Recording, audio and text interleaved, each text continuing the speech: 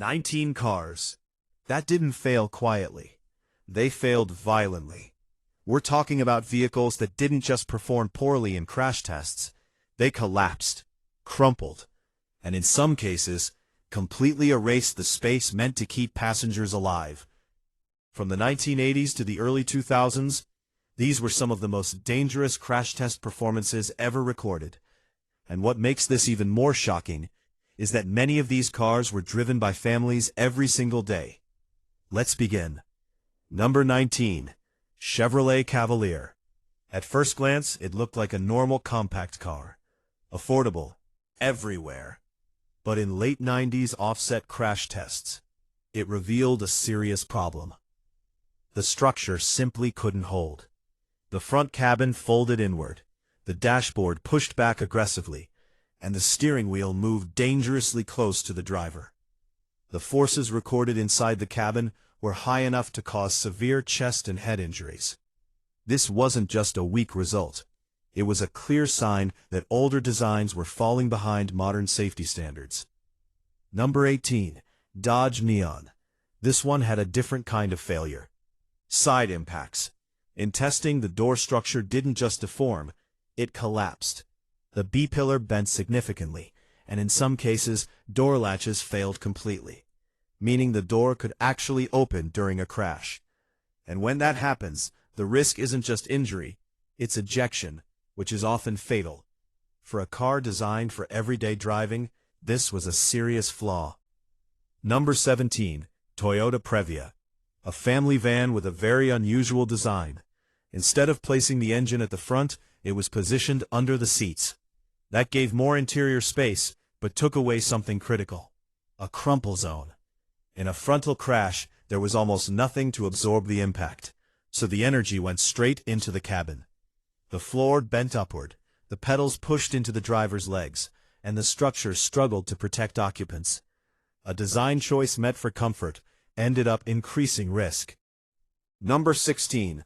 Suzuki Grand Vitara. That failed where it mattered most. Side protection. During impact testing, the barrier pushed deep into the cabin, far deeper than it should have. The door and lower structure couldn't resist the force, and the space meant to protect passengers disappeared in seconds. High chest forces, serious injury risk, and a clear reminder that size alone doesn't mean safety. Number 15. Nissan Quest Mercury Villager. This one wasn't about the body. It was about the seat. In crash tests, the seat mounts actually failed. The entire seat shifted forward violently, which means the seat belt lost its proper position. And suddenly, the airbag and belt couldn't protect the occupant the way they were designed to. It's a hidden danger, because even if everything else works, a failed seat mount can make all safety systems useless. Number 14. Kia Cephia. Here, the problem was structural collapse. The A-pillar, one of the most important supports in any car, buckled under pressure. The roofline dropped, and the windshield frame folded inward. In simple terms, the cabin lost its shape. And once that happens, the survival space is gone. Number 13. Hyundai Accent. Before modern upgrades, this car struggled badly in side impacts. Thin panels, limited reinforcement, and no advanced airbag systems. The barrier pushed deep into the side of the car, and without proper protection, injury risk increased significantly. This was budget safety at its worst. Number 12. Isuzu Rodeo Honda Passport.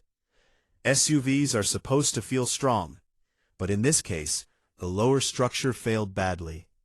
The footwell collapsed, pushing metal and pedals into the driver's legs, which can cause serious lower body injuries or even trap occupants inside. It's one of the most dangerous types of intrusion because it affects escape after the crash. Number 11. Chevrolet Astro GMC Safari. Big van, heavy body, but weak side protection. In crash testing, the side structure folded dramatically. There were no effective barriers to stop the impact, and the intrusion reached deep into passenger space.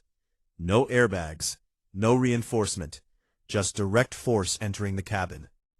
Number 10. Pontiac Transport. This one experienced full front collapse. The steering column pushed back, the dashboard moved toward the driver, and the entire front structure gave way.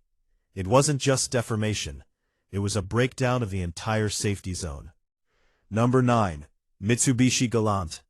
A more technical failure. The steering column moved upward during impact, which disrupted airbag deployment.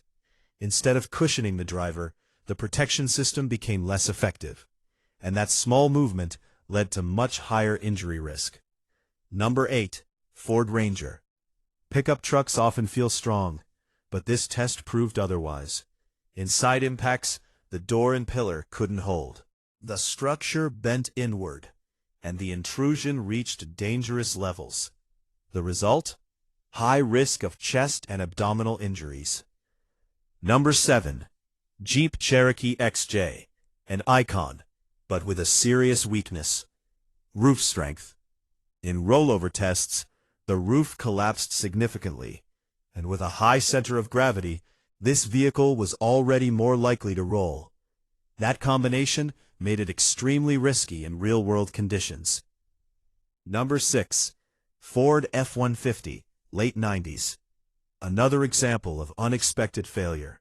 The cabin structure deformed heavily, the footwell crushed inward, and the steering wheel shifted upward, changing the entire impact path on the driver, which increases the chance of severe injury. Number 5. Daewoo Lanos. Low cost, low protection. In testing, the structure collapsed badly.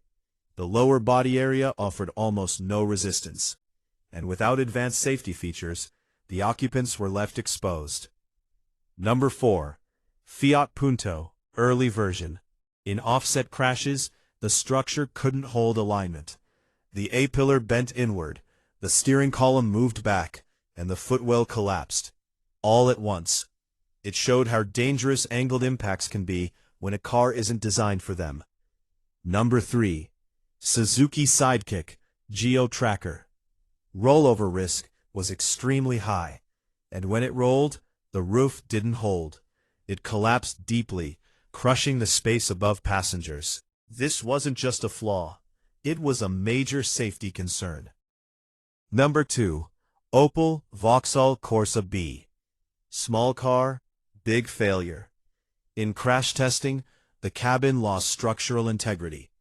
The footwell broke apart and the front structure pushed into the driver's space. It earned one of the lowest safety ratings of its time. Number 1. Rover 100. This is where everything goes wrong. In crash tests, the structure didn't just deform, it collapsed completely. The A-pillar failed. The firewall pushed deep into the cabin, and the space meant to protect the driver disappeared. The impact readings were extreme, far beyond safe limits. And the result? 0-star rating. Production ended soon after. And when you look at all of these together, one thing becomes clear. Safety isn't about size, or brand, or reputation. It's about structure.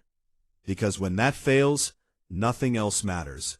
So now the real question is, would you still trust older cars after seeing this?